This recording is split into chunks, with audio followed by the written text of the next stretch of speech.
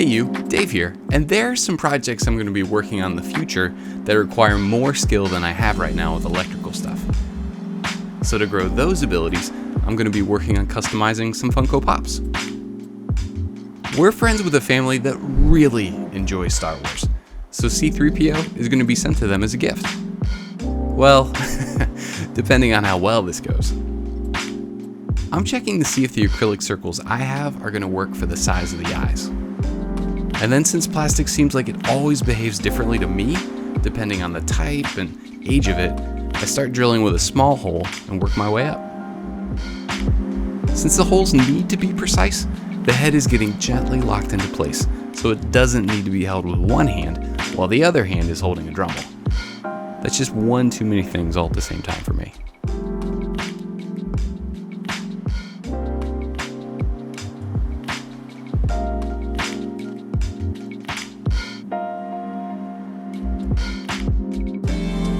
For the eyes, I'm using these acrylic circles I got online. There's links in the description if you're interested. The bag and everything else kind of reminds me of NZT from the movie Limitless. C-3PO has these thin vertical metal parts on his eyes that are going to be recreated with some thread. Once that's good, the thread gets sandwiched between the clear sticky and the acrylic.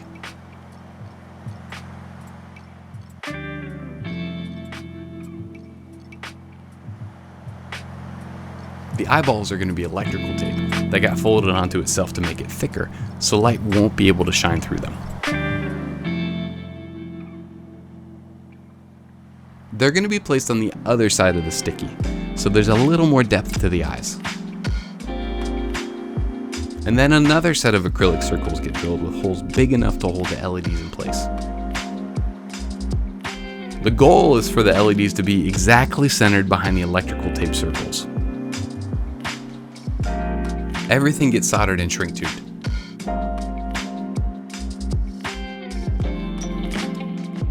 The aluminum tape is going to do a few things beyond keep everything together. It also amplifies the light from the LEDs, so the eyes are brighter and helps with light blocking, so the light only comes out of the eyes.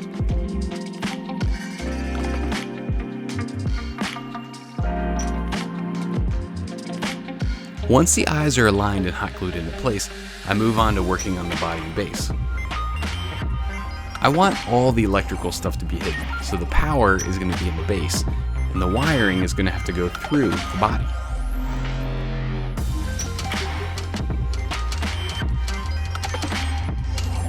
Just like drilling the eyeballs, the hole starts small and slowly gets bigger.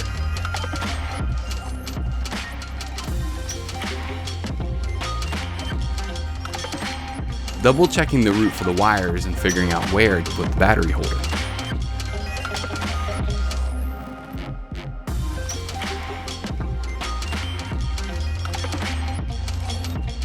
One of the connectors got removed to make space for the battery holder, and the other one was taken out so that there would be room to insert or remove a battery.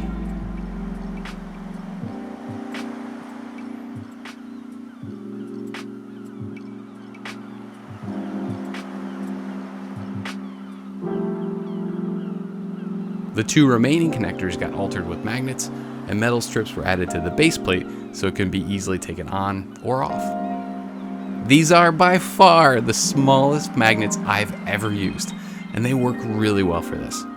Strong enough to hold everything together, but weak enough that the base plate can be removed. By making a little notch, it's going to be easier to pop off the base plate, and the cut is opposite of the squared part of it, so that the orientation of how to reattach the base plate can be clear. With all that good to go, the battery holder gets hot glued into place after I added a tiny shim, so the angle to insert a battery would be easier.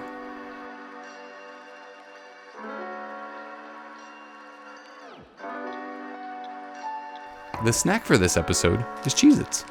They are so delicious. When I was a kid, there was only one size and flavor of Cheez-It, and my childhood was good. But now with all the Cheez-It varieties, my adulthood is amazing. After the spring got reinstalled, the wires were placed so that they'd come out the bottom of the spring and then put through the body. The head was screwed back on before the wires got soldered to the battery holder. Then all we needed was a battery in a flick of the switch. And this is C-3PO.